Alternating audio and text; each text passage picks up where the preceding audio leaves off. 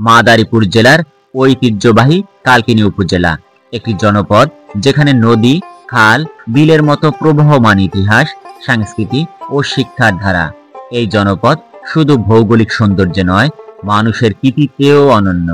এখানে জন্ম নেওয়া কিছু কৃতিমান মানুষ তাদের জীবন ও কর্ম দিয়ে স্থান করে নিয়েছেন দেশ জুড়ে।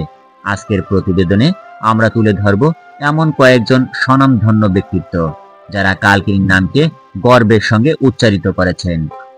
বীর প্রতীক ডক্টর কাজী আব্দুল সত্তার।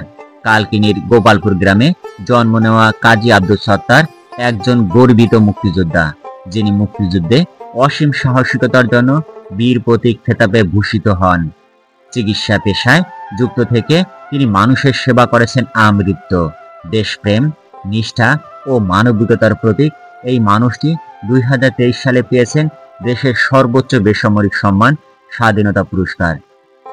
ডক্টর জোহরা বেগম কাজী বাংলার প্রথম নারী চিকিৎসক, বাংলাদেশ তথা ভারতীয় উপমহাদেশের প্রথম মুসলিম নারী চিকিৎসক হিসাবে ইতিহাসে স্থান করে নিয়েছেন ডক্টর জোহরা বেগম কাজী। তিনি ডক্টর কাজী আব্দুল সত্তারের কন্যা। নারী শিক্ষা ও নারীর স্বাস্থ্যসেবায় তার অবদান অনস্বীকার্য। নারীদের জন্য পথ খুলে দেওয়া এই নারীর অবদান আজও মানুষের মুখে মুখে ফেরে।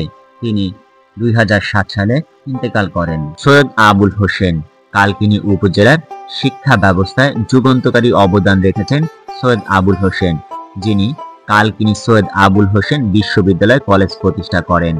রাজনীতিতেও সক্রিয় ভূমিকা পালন করে এই অঞ্চলের শিক্ষা ও উন্নয়নমূলক কর্মকাণ্ডে অংশগ্রহণ করেছেন। সুনীল গঙ্গোপাধ্যায় বাংলা সাহিত্যের এক উজ্জ্বল নক্ষত্র, কবি ও ঔপন্যাসিক সুনীল গঙ্গোপাধ্যায়ের জন্মভূমি কালকিনি। তার সাহিত্যকর্ম বাংলা ভাষাভাষীদের জন্য গর্বের কারণ। কাজী আনোয়ার হোসেন একজন সুপরিচিত চিত্রশিল্পী হিসাবে কাজী আনোয়ার হোসেনের শিল্পকর্মে ফুটে উঠেছে গ্রামের জীবন ও প্রকৃতির চিত্র।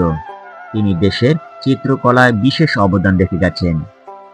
আব্দুল হামিদ মাস্টার কালকিনির সাহেবরামপুর গ্রামের সমাজসেবক ও শিক্ষা অনুরাগী আব্দুল হামিদ মাস্টার 1937 সালে প্রতিষ্ঠা করেন সাহেবরামপুর পাবলিক লাইব্রেরি, যা শিক্ষা ও সাংস্কৃতিক ধারক হিসাবে আজও প্রশংসিত।